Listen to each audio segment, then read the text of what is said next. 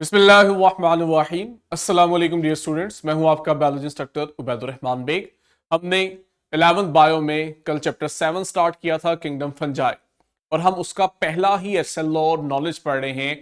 SLO हमें कह रहा था कि हम तमाम फंजाई को 4 मेजर ग्रुप्स के अंदर क्लासिफाई करें: जाइगोमाइकोटा, एस्कोमाइकोटा, बेसिडियोमाइकोटा और ड्यूटेरोमाइकोटा में। कल हमने लास्ट पे लेक्चर के एंड पर इस टेबल में चारों की कुछ डिफाइनिंग फीचर्स जो थे उनको पढ़ा था, और जाइगोमाइकोटा जो फर्स्ट ग्रुप है इसको स्टार्ट किया था।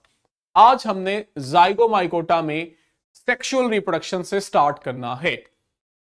अब सेक्सुअल रिप्रोडक्शन ऑब्वियस सी बात है तब होती है जब आपके पास दो डिफरेंट पेरेंट्स इन्वॉल्व होते हैं। एक पेरेंट से आप देखते हो कभी भी सेक्सुअल रिप्रोडक्शन नहीं होती। सेक्सुअल रिप्रोडक्शन के लिए जरूरी है दो पेरेंट से दो डिफरेंट तरह के रिप्रोडक्टिव सेल्स आते हैं जो फ्यूज करके फिर आपके पास जेनेटिक वेरिएशन लाते हैं और न्यू इंडिविजुअल बनाते हैं। यहां हम देखते हैं कि फंजाई जो है इनमें एनिमल्स की तरह, ह्यूमंस की तरह इतने एडवांस सेपरेट सेक्सेस नहीं होते। ठीक है, तो हम फिर फंजाई के केस में मेल फंजाई फीमेल फंजाई का वर्ड यूज नहीं करते। जहां भी दो फंजाई आपस में कंपैटिबल हो जाते हैं ना, कि इनमें मेटिंग हो सकती है, सेक्सुअल रिप्रोडक्शन हो सकती है, वहां हम एक फंजाई को पॉजिटिव स्ट्रेन कहते हैं और दूसरे को नेगेटिव स्ट्रेन कहते हैं। तो जब भी दो फंजाई जो हैं इनमें सेक्सुअल रिप्रोडक्शन होने वाली होती है तो आप देखते हो पॉजिटिव और नेगेटिव स्ट्रेन के हाइफी, यानी दोनों स्ट्रेन्स के हाइफी आते हैं, और ये हाइफी आके आपस में फ्यूज करते हैं और फ्यूज करके इकट्ठे ग्रो कर जाते हैं। ठीक है, और आपके पास सेक्सुअल रिप्रोडक्शन को कंटिन्यू करते हैं। अब होता यह है कि इस प्रोसेस के दौरान दो डिफरेंट हाइफी, पॉजिटिव और नेगेटिव, एक दूसरे के करीब आते हैं और इनकी जो टिप्स होती है ना, ये आपस में फ्यूज करती हैं। जब इनकी टिप्स आपस में फ्यूज कर रही होती है तो उस लम्हे आप देखते हो कि ये हाइफी अपनी टिप से स्वेल कर जाते हैं, और साथ ही साथ वो जो स्वेल पार्ट होता है वहां एक क्रॉस वॉल सेप्टम बन जाता है जो इस स्वोलन टिप को बाकी के पीछे वाले हाइफी से अलग कर देता है, आइसोलेट कर देता है। ठीक है, होता यह है कि जब आपके पास स्वोलन लिम्फ, स्वोलन हाइफी जो है, टिप जो है, वो सेप्टम की वजह से अलहदा हो जाती है, तो वो जो स्वोलन पार्ट होता है हाइफी का, आप इसे नाम देते हो गैमिटेंजिया। अगर मैं आपको डायग्राम से दिखा सकूं, ये देखो, ये दो डिफरेंट फंजाई के हाइफी हैं, पॉजिटिव और नेगेटिव। जब ये मेटिंग करने आ रहे हैं तो क्या आप नोटिस कर सकते हो कि इनकी जो टिप्स हैं ये स्वेल करना शुरू हो गई हैं दोनों साइड से, और नीचे वाली डायग्राम में आप क्लियरली देख सकते हो कि इनमें सेप्टम बनने की वजह से ये अपने बाकी के हाइफी से प्रोमिनेंट हो गए, अलग हो गए। ये जो स्वोलन पार्ट है ये असल में मिलते हैं और मिलके गैमिटेंजिया बनाते हैं। ठीक, अब ये गैमिटेंजिया जब फ्यूज करते हैं ना, तो सबसे पहले तो आप देखते हो दो हाइफी के साइटोप्लाज्म फ्यूज करते हैं। ठीक है, यानी कहने का मतलब यह है कि जब इन्होंने फ्यूज करना है तो फ्यूजन के नतीजे में साइटोप्लाज्म पहले फ्यूज करेंगे, और फ्यूजन के नतीजे में जो एक स्ट्रक्चर बनेगा उसमें आपको दो अलग न्यूक्लियस नजर आ रहे होंगे। फिर आप देखते हो कि इसके बाद जब दो साइटोप्लाज्म प्लाज्मोगैमी की वजह से या इस प्रोसेस के दौरान फ्यूज कर जाते हैं, तब इस फ्यूज्ड गैमिटेंजिया के अंदर हम देखते हैं वो जो पॉजिटिव और नेगेटिव स्ट्रेन के हैप्लॉइड न्यूक्लियाई थे ये फ्यूज करते हैं, और जब ये फ्यूज करते हैं तो ये मिलके डिप्लॉइड न्यूक्लियस बनाते हैं। आसान अल्फाज में पहले साइटोप्लाज्म की फ्यूजन होती है, फिर न्यूक्लियस की फ्यूजन होती है। न्यूक्लियस की फ्यूजन के प्रोसेस को आप कैरियोगैमी कहते हो और साइटोप्लाज्म की फ्यूजन के प्रोसेस को प्लाज्मोगैमी कहते हो। अब जब प्लाज्मोगैमी और कैरियोगैमी हो गई है और न्यूक्लियस भी फ्यूज कर गए हैं, अब आपके पास जो स्ट्रक्चर बनता है ये जाइगोट है, और जाइगोट के ग्रो करने से एक स्ट्रक्चर बनता है जिसे हम कहते हैं जाइगोस्पोर। ये वो जाइगोस्पोर है जो इस ग्रुप के तमाम मेंबर्स के अंदर मौजूद होते हैं। इसी वजह से हमने इस ग्रुप का नाम जाइगोमाइकोटा रखा है। ठीक है, यहां पे देखो, आपके पास गैमिटेंजिया में सबसे पहले हुई प्लाज्मोगैमी, उसके बाद आप देखते हो कि आपके पास यहां पे कैरियोगैमी होती है, ठीक है। और कैरियोगैमी के नतीजे में हमारे पास जाइगोट बनते हैं। ये जाइगोट आगे डिफरेंशिएट होता है जाइगोस्पोर में। अब जाइगोस्पोर क्या चीज है? जाइगोस्पोर हम कहते हैं ये एक डोरमेंट स्ट्रक्चर होता है जो एक खास पीरियड तक इनएक्टिव रहता है। ये तब तक इनएक्टिव रहता है जब तक इसको फेवरेबल कंडीशन नहीं मिल जाती, ठीक। तो जाइगोस्पोर हमारे पास एक थिक वॉल्ड डोरमेंट स्ट्रक्चर का नाम है जो कि जाइगोट से बना है। इसे जैसे ही फेवरेबल कंडीशन मिलेंगी, अब आप देखोगे कि इस जाइगोस्पोर के अंदर मियोसिस होगी, और जब इसके अंदर मियोसिस होगी तो इसने आगे से हैप्लॉइड स्पोर्स बनाने हैं, ठीक। कहते हैं इस प्रोसेस के अंदर चूंकि मियोसिस हो रही होती है, इसलिए आप देखते हो कि यहां जेनेटिक रिकंबिनेशन होती है, और जेनेटिक रिकंबिनेशन के नतीजे में वेरिएशंस आती हैं जो आने वाले ऑफस्प्रिंग्स को जेनेटिकली डाइवर्स करती हैं, मुख्तलिफ करती हैं अपने पेरेंट से। और हम पहले ही चैप्टर के एंड में मियोसिस पढ़ चुके हैं, हमें बड़े अच्छे से मालूम है कि किस तरह मियोसिस के दौरान होमोलोगस क्रोमोसोम पेयर्स आपस में एक दूसरे के साथ सेगमेंट्स एक्सचेंज कर रहे होते हैं, जिसकी वजह से जेनेटिक वेरिएशन आ रही होती है। और उस जेनेटिक वेरिएशन के नतीजे में आप देखते हो जो ऑफस्प्रिंग बन रहा होता है वो अपने पेरेंट से जेनेटिकली ज्यादा डिफरेंट होता है, डाइवर्स होता है। लेकिन ये जो जाइगोस्पोर है जिसमें अब मियोसिस होगी और मियोसिस के नतीजे में स्पोर्स बनेंगे, इसमें जब आप ग्रोथ के प्रोसेस को देख रहे होते हो तो आपको मालूम होता है कि जाइगोस्पोर जो है ये जब जर्मिनेट करता है तो इसके ऊपर एक स्टॉक लाइक स्ट्रक्चर आता है। ये जो इसके अंदर स्टॉक लाइक स्ट्रक्चर है इसे हम कहते हैं स्पोरेंजियोफोर, ठीक है। स्पोरेंजियोफोर ये रहा। स्पोरेंजियोफोर वो स्टॉक लाइक स्ट्रक्चर होता है जिसके ऊपर स्पोरेंजियम ग्रो करता है, ठीक है। ये हम पढ़ रहे हैं इस जाइगोस्पोर से डेवलपमेंट के प्रोसेस को। आप इस डायग्राम में भी देख सकते हो कि जाइगोस्पोर जब जर्मिनेट कर रहा है तो हमारे पास स्पोरेंजियोफोर बन रहे, और इस स्पोरेंजियोफोर के ऊपर एक स्वॉलन टिप है जिसे आप स्पोरेंजियम का नाम दे रहे हो। ये जो स्पोरेंजियम होता है ये आपके पास असल में वो स्ट्रक्चर होता है जहां पे स्पोर्स बनते हैं। ये स्पोर्स का सैक है, ये वो थैली है, सैक है जिसके अंदर स्पोर्स ने बनना है। तो जाइगोस्पोर डेवलप किया, डेवलप करके उसने आपके पास स्पोरेंजियोफोर बनाया, और स्पोरेंजियोफोर के ऊपर है स्पोर सैक जिसे आप स्पोरेंजियम कह रहे हो, इसके अंदर बनते हैं स्पोर्स। तो जब आपके पास स्पोरेंजियम बर्स्ट करता है तब आप देखते हो अंदर बने हुए स्पोर्स रिलीज होते हैं। ये देखो, जब ये स्पोर्स रिलीज होते हैं तो अब जैसे ही ये स्पोर्स किसी सूटेबल एनवायरनमेंट पे लैंड करते हैं जहां इन्हें फूड वाटर इजीली अवेलेबल होता है, तो आप देखते हो ये ग्रो करके दोबारा से माइसीलियम यानी फंजाई बना देते हैं, ठीक है। तो ये इनकी एक ओवरऑल लाइफ साइकिल है। हम बुक के कंटेंट को कवर करते हैं। स्पोरेंजियम के अंदर कहता है बहुत सारे हैप्लॉइड स्पोर्स बनते हैं जो कि एनवायरनमेंट के अंदर डिस्पर्स कर जाते हैं। सिंपली स्पोरेंजियम बस्ट करता है और ये हवा से फैल जाते हैं।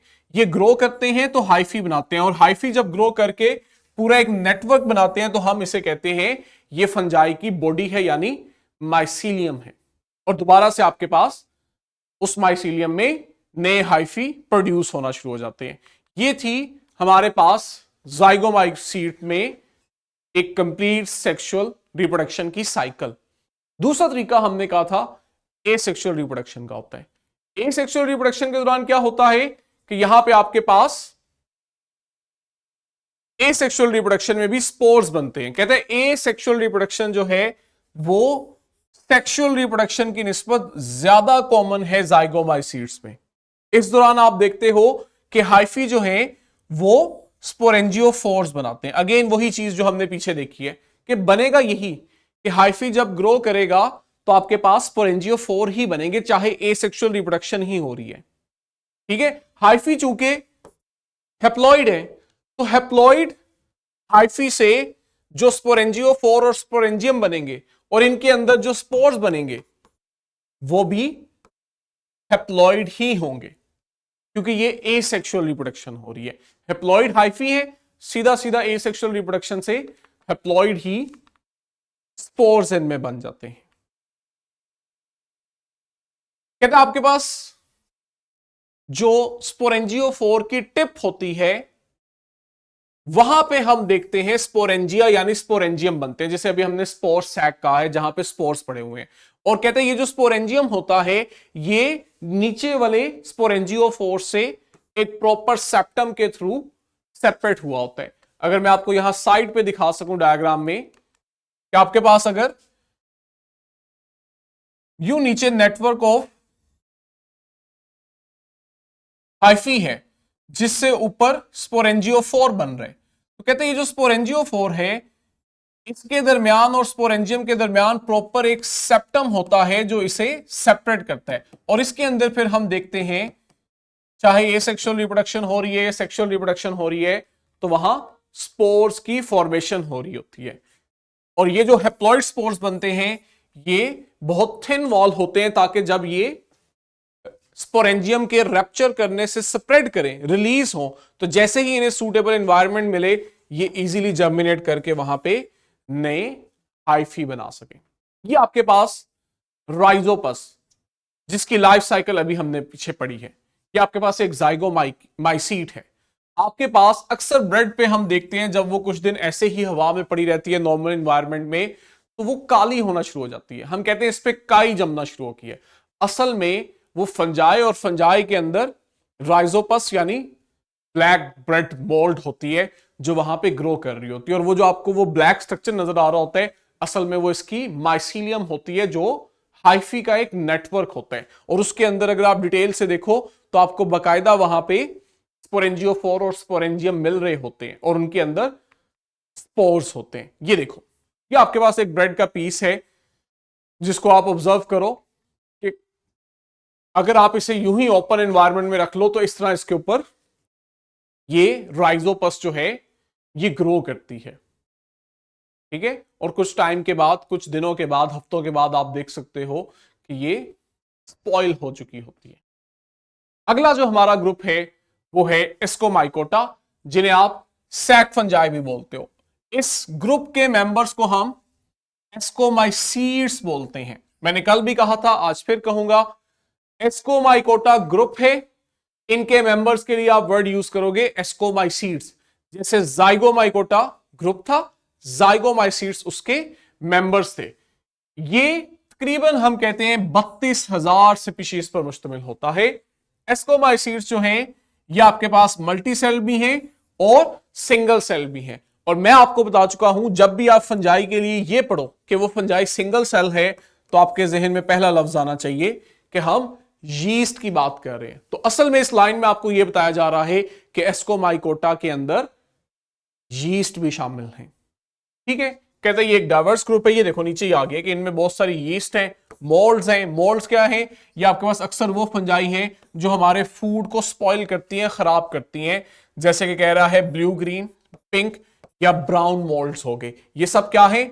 ये डिकम्पोजर फंजाई हैं जो आपके फूड को डिकम्पोज करते हैं। लेकिन इसी के साथ साथ इनके अंदर कुछ ऐसी फंजाई भी हैं जैसे मॉरल्स और ट्रफल्स जो कि एडिबल हैं, जिन्हें आप डायरेक्ट फूड के तौर पे भी यूज कर सकते हैं, ठीक। तो ये जो ऊपर पैराग्राफ हमने पढ़ा है इसमें आप देख रहे हो एस्कोमाइसीड्स में ज्यादातर वो फंजाई हैं जो डिकम्पोजर हैं, लेकिन सब ऐसी नहीं है। कुछ जो है वो सिम्बायोटिक रिलेशनशिप बनाती हैं जैसे कि लाइकन और माइकोराइजा। हमने माइकोराइजा को पढ़ना है डिटेल में, आई थिंक लाइकन भी है। लाइकन में क्या होता है कि आपके पास फंजाई और एल्जी के दरमियान एसोसिएशन बनते हैं। और माइकोराइजा में हम पढ़ेंगे कि फंजाई और वेस्कुलर प्लांट्स की रूट्स के दरमियान, मैंने स्ट्रेस दिया है, वेस्कुलर प्लांट्स की रूट्स और फंजाई के दरमियान एसोसिएशन होता है। इस सिम्बायोटिक एसोसिएशन में क्या होता है?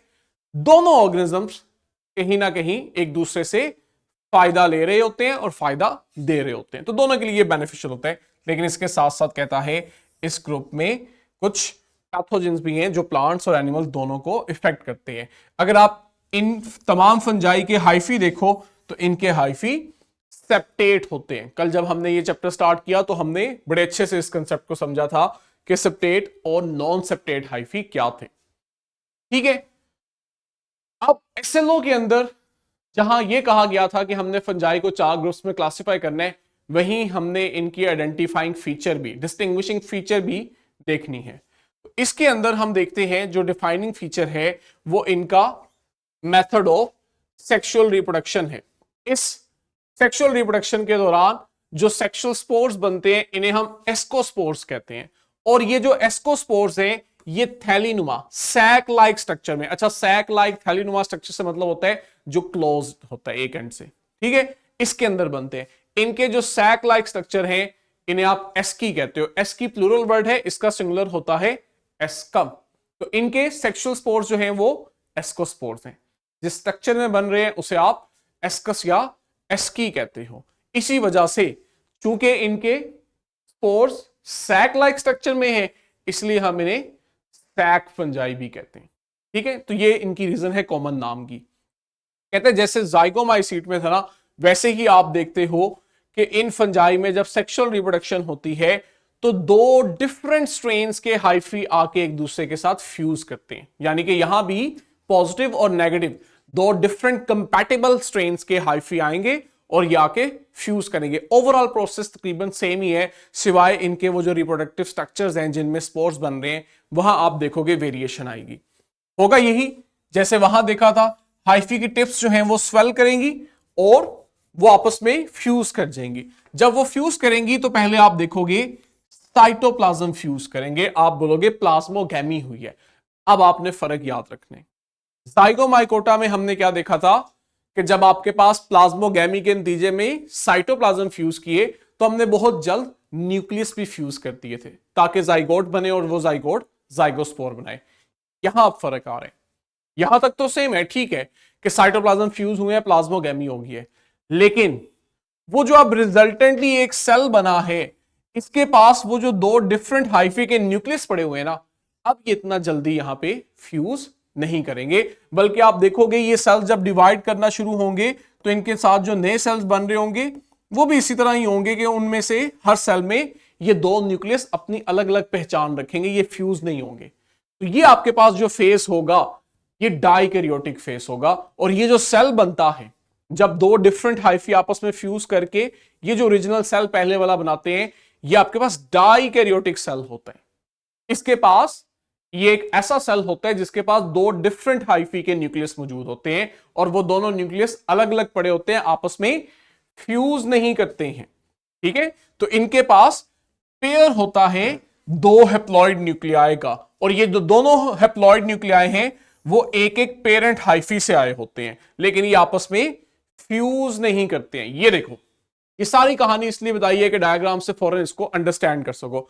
हमारे पास एक साइड पे पॉजिटिव हाइफी है और दूसरी साइड पे नेगेटिव हाइफी है। ये दोनों एक दूसरे की तरफ ग्रो किए और इनकी जो टिप्स वाले पॉइंट थे ना ये आपस में हो गए हैं फ्यूज, इनमें हुई है प्लाज्मोगैमी।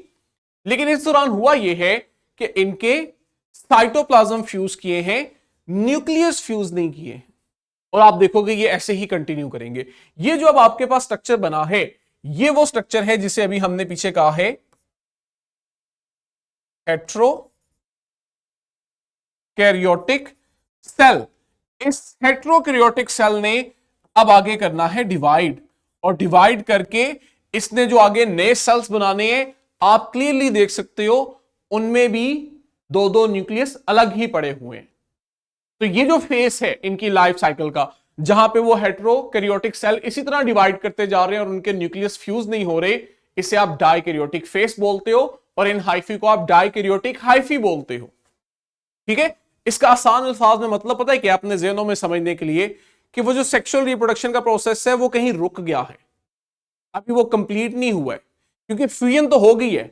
2 डिफरेंट हाइफी जो है इनके हाइफी आके फ्यूज कर गए हैं और आगे से वहां आपके पास आगे न्यूक्लियस की फ्यूजन होनी है, लेकिन वो जो साइटोप्लाज्म और न्यूक्लियस की फ्यूजन है ना इसमें आ गया है गैप।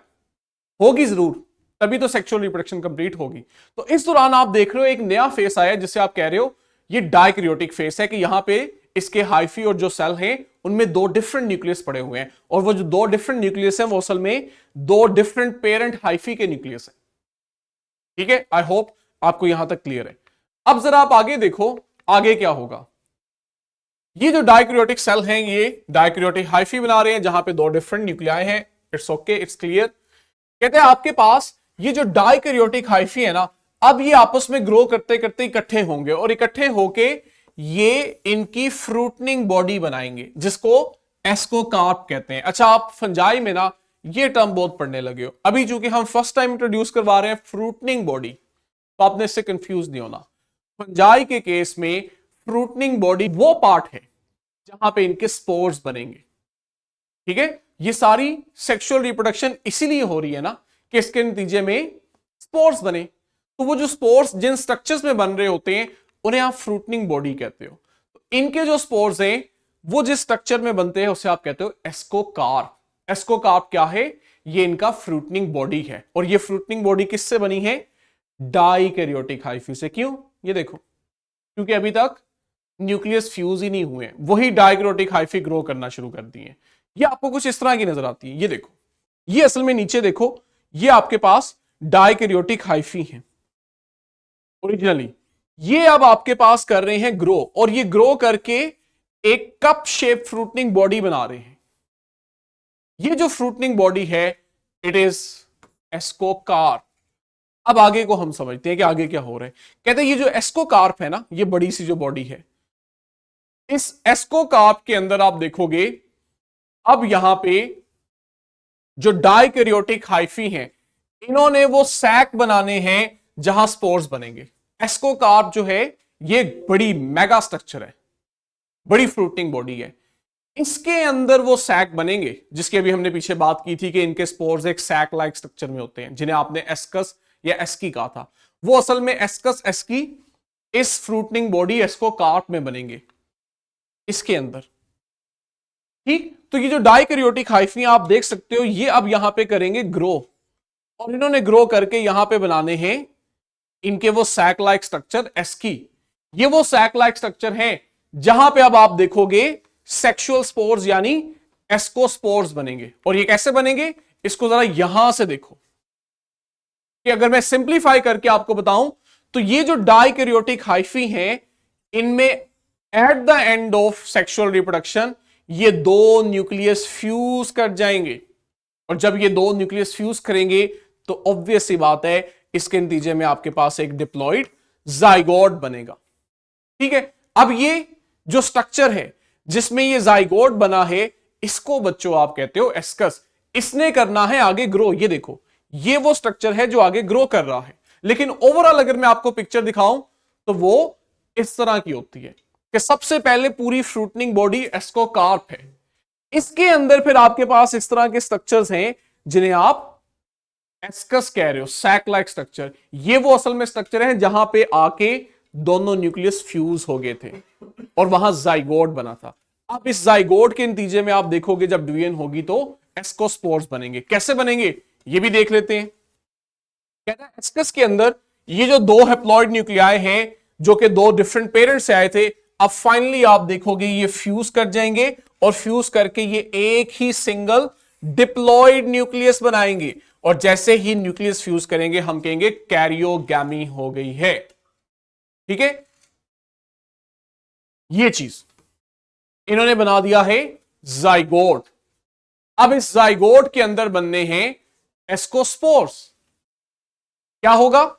ये जो डिप्लॉइड न्यूक्लियस बना है कैरियोगैमी की वजह से, इसमें जब मियोसिस होगी तो मियोसिस के नतीजे में इसने बनाने हैं 4 हैप्लॉइड न्यूक्लियाई। मैं आपको साथ साथ डायग्राम से भी दिखाऊंगा। ये देखो, जाइगोट में मियोसिस हुई और मियोसिस के नतीजे में 4 हैप्लॉइड स्पोर बन चुके हैं जिन्हें वो 4 हैप्लॉइड न्यूक्लियाई कह रहे हैं। अब बड़ा सिंपल काम है, अब इन चारों में होगी माइटोसिस, और माइटोसिस के नतीजे में ये 4 स्पोर्स 8 स्पोर्स बनाएंगे। ये जो स्पोर्स बने हैं अब इन्हें आप कहते हो एस्कोस्पोर्स, और ये जो स्ट्रक्चर है ये आपका वो है एस्कस जिसके अंदर ये 8 एस्कोस्पोर्स हैं। ठीक है, तो यहां तक हमने कर लिया कि 4 हैप्लॉइड न्यूक्लियाई जो हैं ये एस्कस के अंदर बने। ये जब डिवाइड किए माइटोसिस से तो आपके पास 8 हेस्कोस्पोर्स बन गए हैं। ये जो अब एस्कोस्पोर्स है ना, अब आप देखोगे इनका जो एस्कस है ये बस्ट करेगा, और जब ये बस्ट करेगा तो ये एस्कोस्पोर्स अपने एनवायरनमेंट में रिलीज होंगे, और जब ये अपने एनवायरनमेंट में रिलीज होंगे तो ये दोबारा से ग्रो करके नए हाइफी यानी नई फंजाई बनाएंगे। ठीक है, हमने इनकी सेक्सुअल रिप्रोडक्शन की जो लाइफ साइकिल है वो कंप्लीट कर ली है। एक दो पॉइंट्स हमारे यहां रह गए हैं और एसेक्सुअल रिप्रोडक्शन इनमें रह गए हैं, इसको हम कल इंशाल्लाह यहीं से कंटिन्यू करेंगे। आपने इसको पढ़ना है, बेसिक स्टेप सिंपल्स हैं। अगर आप डायग्राम्स को इंटरप्रेट करना सीख गए हो तो आपके लिए कुछ भी मुश्किल नहीं है। कंसेप्ट्स हैं लेकिन साथ ही साथ क्रैमिंग भी है, इसलिए ऐसे टॉपिक्स को आप बार बार पढ़ते हो, और आपके पास इसकी वर्कशीट क्वेश्चन बैंक है जिसको प्रैक्टिस करो ताकि आपको ये चीजें याद रहे। कल यहीं से कंटिन्यू करेंगे, तब तक के लिए